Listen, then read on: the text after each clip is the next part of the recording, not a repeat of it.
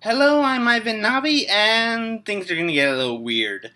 And this is Ivan Reacts, the segment where I react to stuff. Today I'm reacting to the 2 hour long movie event for season 3 of Star vs. the Forces of Evil. Spoiler warning, I'm gonna probably spoil lots of stuff.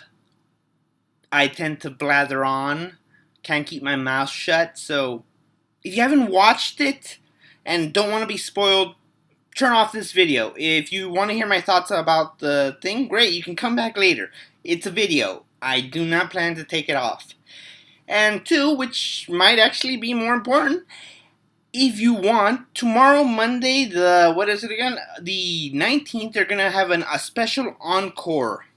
And at 4:30 p.m. Pacific time, there's going to be a special live chat with Marco and Star. Yes, the characters. You can find them on Disney XD's YouTube page. I'll try to put a link below in the description to their channel page. And if you're free during that time and want to hear what the characters have to say, you can ask them questions. You can watch it. So, let's start. Okay, let's go through what happened. Again, this is me assuming you watched season 2. You're all caught up. So, again, last chance. If you haven't caught up, you don't want to be spoiled for something, this is the time to stop. Still here? Good. Okay. Season 3 seems to pick off literally hours after the end of the last episode, as it is shown that, yeah, the Diazes haven't taken down the decorations from the party. Marco is depressed. His best friend just up and left, probably left him some emotional queries, and he's face down in a bowl of oatmeal. His parents are trying to help, but this is not something you can really help with. In the meanwhile, Star is using the spine spell again, and spying on Marco. Obviously, she didn't want to leave. She's still very upset about this. But she and her mom are in a carriage driving somewhere in Muni when, well, magic runs out. Through the entire last season, we've seen magic act weird, defective, and just not as well as it should. Here, we see it literally fall apart on them. The carriage they rode in gets downgraded and then just poofs out of existence, along with most of Star's stuff, apparently. Without magic, they make their way to a temple, carrying the floating stasis remains of the 3 of the commission members: Hekapu, Omnitrexis Prime, and Romulus. Moon has Lekmet's horn and some of his ashes, but as it's revealed not too far later, Lekmet's dead, which is kind of a bummer. He was like my second favorite. Yeah, Disney cartoon. They killed the good-loved goat man.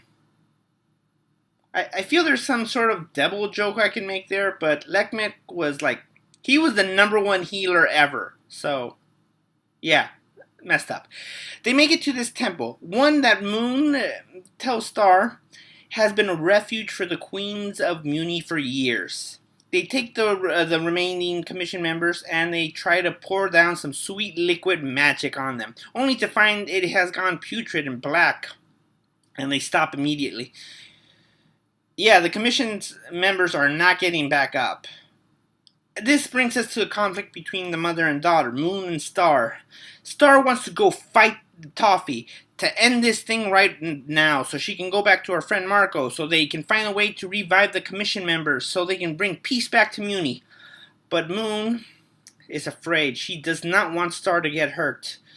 Star saying, "I've defeated him before. What's the big deal?" The big deal, as Moon admits, Toffee killed her mother. Yeah, that is kind of a big thing. Yeah, that's something that would make her scared to face this guy again. Certainly, very timidly, certainly would make this warrior queen afraid to send her daughter to face. Yeah, it's just like, yeah.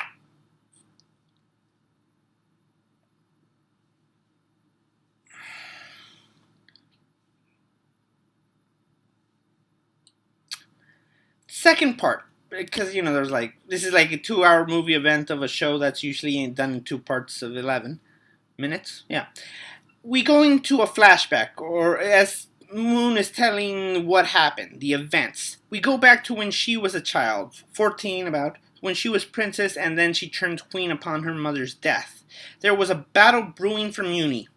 And yeah, imagine running a country. Imagine running a country right after your mom died. Imagine running a country right after your mom died, facing the guy who killed your mom. Yeah. That's a lot for a 14-year-old girl to go into.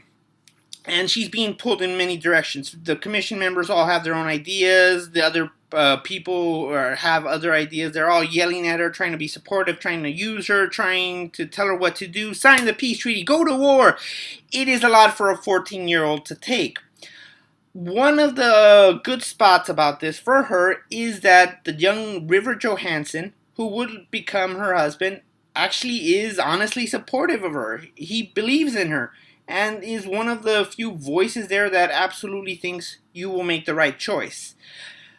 But this comes at the confidence boost of this comes a little too late, as she tells them, I will have my answer for you guys in the morning. She clearly does not have the answer for them and will not have it in the morning. So she tries to find some solace. She goes to her room, looks at a picture of her mother, which it's kind of heartbreaking since we know Moon is so stoic and we see a picture of her so innocent, so happy with her mother. It's like, how far this is going to go. To make matters slightly more confusing, Glosric terms, blah blah blah, keeper of the book, we find him crying. Like, real tears, crying over the queen's death. He's saying, I liked her, she was nice.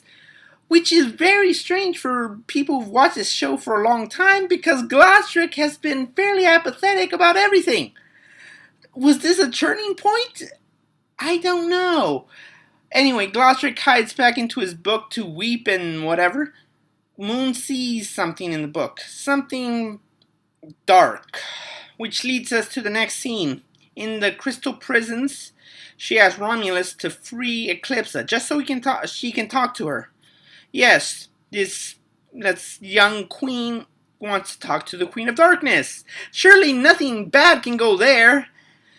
The basic thing is, the people who Muni's fighting, the lizard people, are immortal. You can chop them up, you can slice them up.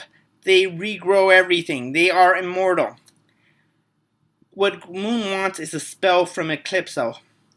A spell that can kill the immortals. Eclipsa's fine with giving her a spell. She's a smart cookie. The fact that a queen so young is coming to her, she can understand what happened. She even admits that her own mother died while she was very young. So, I'm not even going to say this is disingenuous from a dark queen. Frankly, I can believe her mother died early and she can actually empathize with her. But she is not willing to give that spell out without a something. She wants her freedom. So she gives her hand saying, here is what I'm going to do for you. I will teach you the spell you want. A spell to kill your enemy. But in return, I want my freedom. Moon is not a dumb cookie. She is smart. She knows this is not good.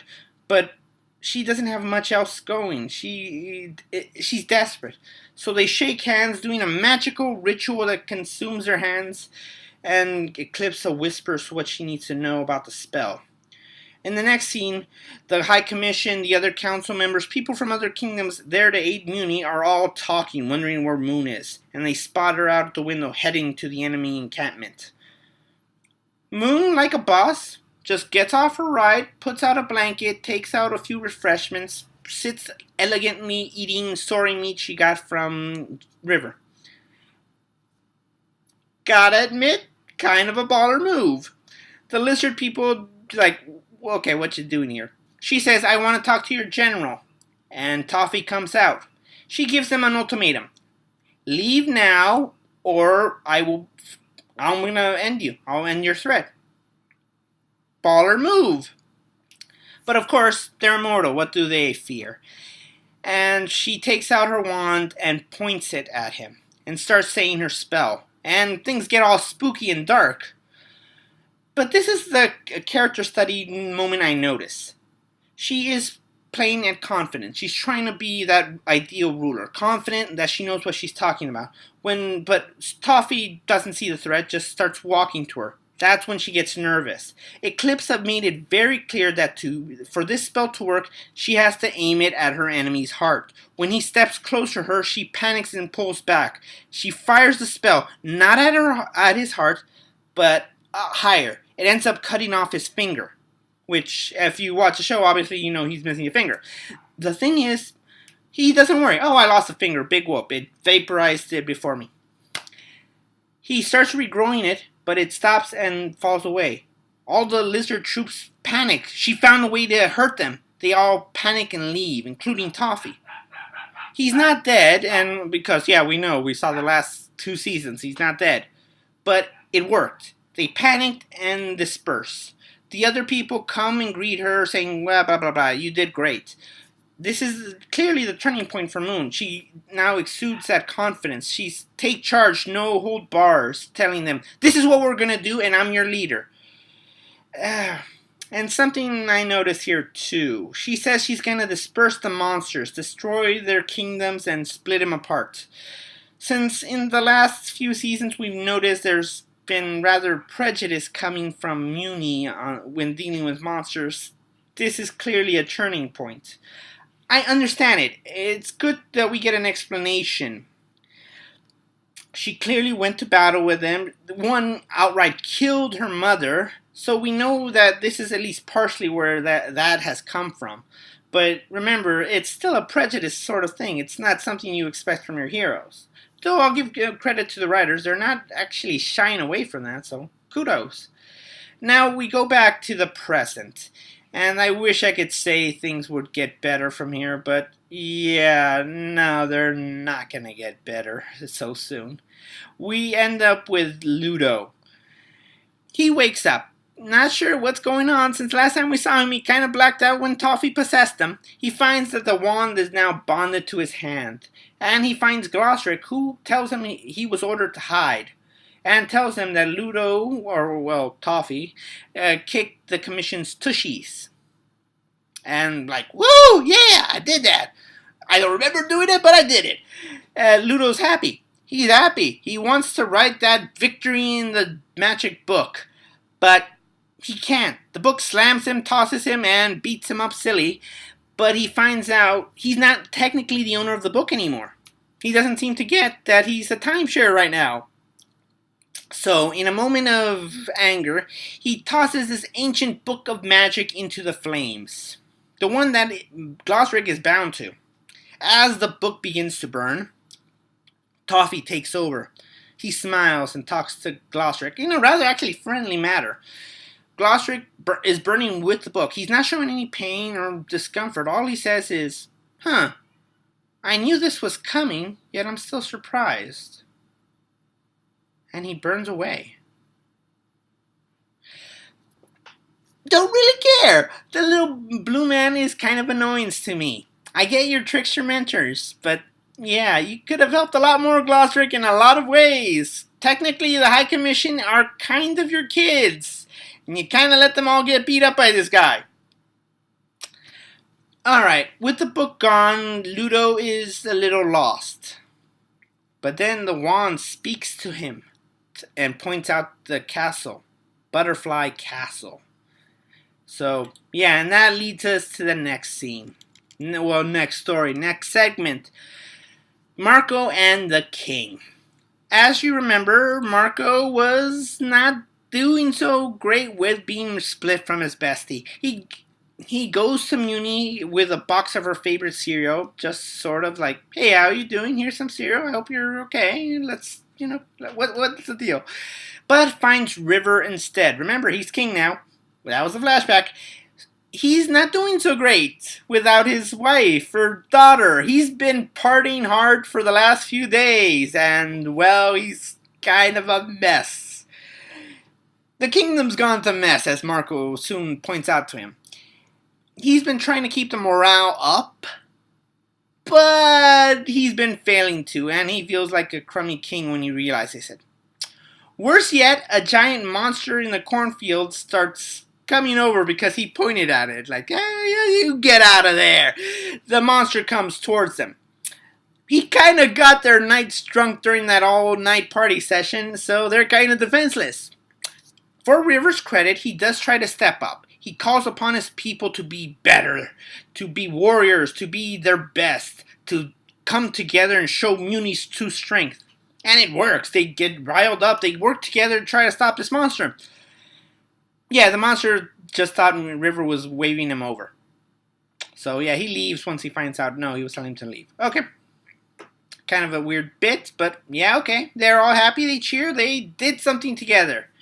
And then comes the slow clapping with Ludo and his minions. Ludo, an ineffective villain turned effective, sort of. And yeah, we go into the next part called the Puddle Defender. With the sanctuary gets sludged up, all the good magic has gone all sludgy, and well, soon floods the temple. Moon and Star escape, but find they have no sanctuary left.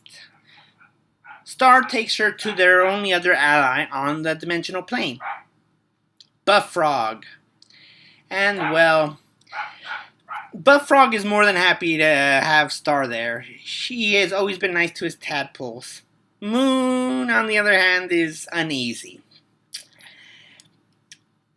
Yeah. I told you about that prejudice. We delve into it in this section. She talks about, as they play a board game, Moon talks about how she was raised into thinking monsters would eat children and do damages and hurt all the humans. Buffrog tells her that he's always heard about stories about humans stealing their children, eating them, destroying their stuff. And they come to an understanding. As Star is trying to escape to go to Muni to try to save her father, now that she's heard that the castle's been taken over, Buffrog could kick them out. He can do all sorts of stuff, but instead he sets up all the house defenses, making sure nobody can enter the house or escape. And Moon and Buffrog come to an understanding. They're both parents, which is a nice moment that they can look past the prejudice to see something they both relate to. They both want to protect their children. Yeah, Queen Moon wants to go back to the kingdom. She wants to save her people. She wants to save her husband, but she can't. She doesn't want to risk Star, and that's her priority, to save her daughter. Which is a nice moment from her, and gets them to relate to each other. It's nice, but Star manages to escape with the help of one of the tadpoles. So, yeah. Didn't work their plan so well there. In the next scene, we find that Ludo has indeed captured King, River, and Marco. He's imprisoned them in a dungeon. And though Marco's able to escape and goes through the ventilation shafts to try to find a way to free King Moon, Marco sneaks into the ventilation shafts trying to find a way to free the king. In the ventilation shafts, he finds Roberto from the last season and some other performers. They manage to put on a skit and steal the key so they can free the king. But things don't go according to plan. The king decides no, he has to stay there locked up because the king has to stay with his people. But he tells them to leave. And just in time because Ludo shows up. The king refuses to submit to Ludo's demands. And, well, he levitatos him. He flies, he shoots him up into the sky. And, yeah, bye-bye, River. So, yeah, that doesn't look great. So that leaves Marco with a small band as they start the Resistance. Now, let's go into the final act. The battle for Muni. Toffee. The last episode is actually called Toffee. As Ludo is full-on propaganda mode. He's telling everyone to write sonnets and songs about him, telling everybody how great he is and what a great king he is. Yeah, it also starts with him levitating a group of children into the sky because they were off key when they sang his song. Dude is going nuts. Star breaks in and manages to fight off his minions to talk with him. Don't go so great. She manages to hint at the wand is actually controlling him, but Ludo has been off his kilter for a while now, even before the wand thing, and the wand certainly hasn't helped. And yeah, it does not go well. She does manage to tell him that Toffee's controlling him, but it's going to take more. Marco breaks in and they reunite. Star is sent to the dungeon, but good news, Marco manages to break in and free her. They have a nice moment where they reunite.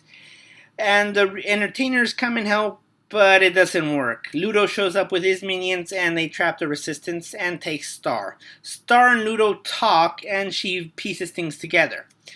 As Marco laments what everything has been happening, he is saved by the combined parent force of Buffrog and Moon, joining forces to protect Muni and their friends and family. So we're getting over prejudice. Yeah! They arrived with Marco just in time to see Star use the whispering spell on Ludo's half of the wand. It's not good. Last time it was a big explosion. This time, big explosion takes out a good chunk of the castle. They managed to go into the crater that was left and find Ludo knocked out, but no Star.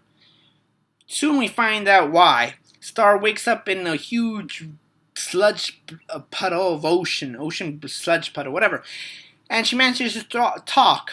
She reaches her mother, basically possessing Ludo again, telling him that she's okay. But that doesn't last long.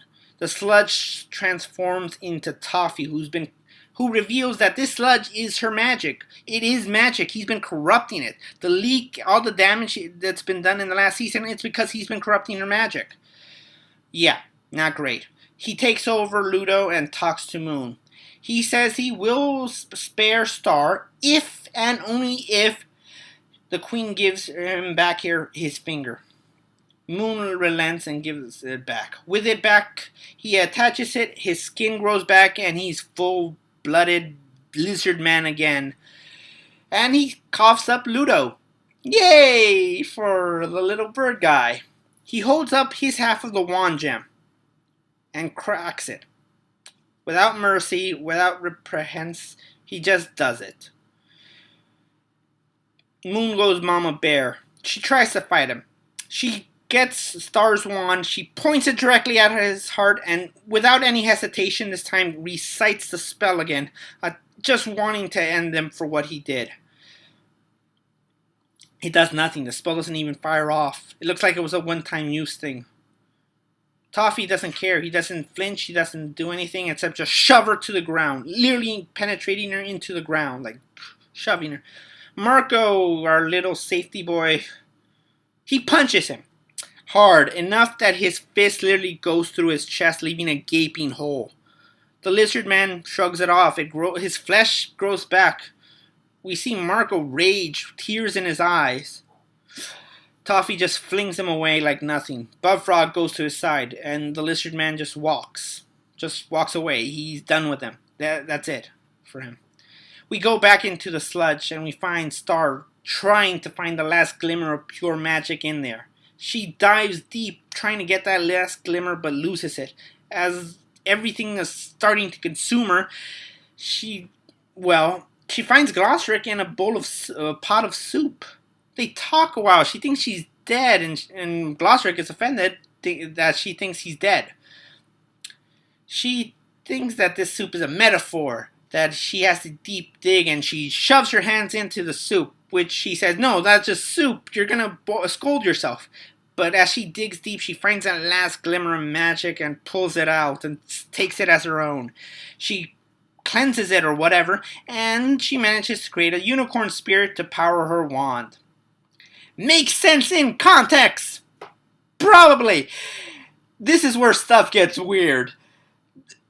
Outside, Moon, desperate for any hope, is picking up the shards of the cracked gem that Toffee broke and starts trying to put him in on the half that's are in Star's wands. She's crying. She's saying that it doesn't fit, it doesn't fit. And Mark All says, "Here, try this piece." They're obviously clinging to any hope at this point. But then something happens. It glows as the wand changes, transform, and in a brighter light, Star shows up. Light consuming her, she grows multiple arms and wings. She's unlocked magical powers like her mother when this Mewbirdie form. Okay, a quick recap in case you don't know. Moon, who's much better at magic, can transform into this butterfly creature and tap into greater magics. It looks like Star has reached that level. She flies up into the sky, spots Toffee, and basically solar flares and shoots him with a ball of fire, melting the lizard. I can't say that wasn't satisfying. A bit anticlimactic end, but satisfying. Star collapses, tired of all this. It's been a long day for her. The sludgy remains of Toffee crawl over, doing this monologue about how they don't have plans. He has plans. And somebody shuts up Hannibal. Ludo drops a pillar on him. It looks like he's dead. Anticlimactic? Yes. Satisfying? Oh God, yes. And that's pretty much it. But there is a little more. Let me just finish up here. River returns. Apparently, while he was in the sky, he conquered the eagles. Callback. Makes sense if you watch the show. And now he's the king of the eagles, and even got them to save the choir. So, yay, they're back. Everybody's happy. Star is asked by Ludo to toss him into the void again, so he can clear his mind, fix himself up again. So, alright, we probably will see him again. We have Alec, and Tudyk is already voicing River, so why not have him come back as Ludo? But the real issue here at the end is that there's been some purplish veins on Queen Moon's arm. It's a leftover of the spell she used the first time, and when she tried to use it again, they kind of started glowing. It's a reminder of Eclipsa. She rushes back to her prison to find that Eclipsa is still there. She's relieved and walks back, presumably to go back to Star. That's when the crystal starts to crack. End the movie. So what can I say? Honestly, it was pretty good. Some bits ran long. I didn't like the monster and river thing. That seemed a little long. They were stretching for time. We got a bit of character development. That was nice. I don't know what the deal is with Glosrick. They gave us some development, but then not. It was a lot of good stuff in here. Honestly, it sounded like it was going to be a big event, like a big battle, like the end of the Lord of the Rings for me. And honestly, the battle with Toffee kind of ended anticlimactic. He got melted, and that was it. No strategy, no qualms, just unlocked potential that we had been hinted at that it was going to come up. So, not bad. It was there, it was set up, so yeah, it's good. I really have no huge qualms. They gave us a good, compelling story. We got narrative, we got a lot of plot details, we got a lot of stuff covered, a lot of questions were answered, and we already expected Eclipsa to show up, so they've set that up. Hopefully Queen Moon will grow from this experience, maybe learn from this, and maybe Buffrog and the other monsters will start to have better lives in Muni. So, I mean, that potential's been set up now. That's good. River has gotten in his own to be a little better king now. I think a lot of fans are going to be disappointed that shipping wasn't talked about, because the end of last season we developed a love triangle. Jackie was dating Marco, and as she left, Star admitted she had a crush on Marco in front of Jackie and everyone. I guess the biggest qualm is I don't know where we go on from here. We gotta wait until the other episodes. We don't know what's gonna happen. So yeah, the opening would suggest that the next season's gonna deal a lot with Muni, which is fine. There was a battle, a lot of destruction, a lot of things are gonna be dealt with. And I mean, it doesn't say that Star can't come back to Earth, can hang out with her friends. They have magical scissors. And it's summer, so she doesn't have to go to school. They can take trips, they can switch over, they can do all sorts of stuff. So, yeah, that's pretty good. We dealt with Toffee. anticlimactic, I said, but it's been dealt with, and a new villain has been set up. So, but it still leaves questions. What's going on with Glosrick? Are the Commission gonna be okay? We saw them like get hit with good magic at the end, so presumably they're coming back. Overall, my reaction is that it was a pretty good event. I liked watching it, but honestly, I don't know if it would have. I don't know if they needed to make it as a big 4-part movie event here. I think watching it as a regular show would have been fine. I think the only real benefit is that we don't have to wait weeks to watch how this story unfolds. So yeah, pretty good. Don't know when the next one is coming, so that's kind of a bummer. But yeah, I enjoyed it, and I think most people in the fandom did too. So yeah, I've been Ivan Navi. I've been rambling about this for a while now. If you like, hit the like. If you want to keep watching these shows, subscribe, because I do have plans for more Star vs. the Forces videos. And comment below. I always like to hear what people say. Don't say you talk too much. I know. I will be the first to admit that I talk too much. Alright, so until next time, thank you for watching, and, well, see you later.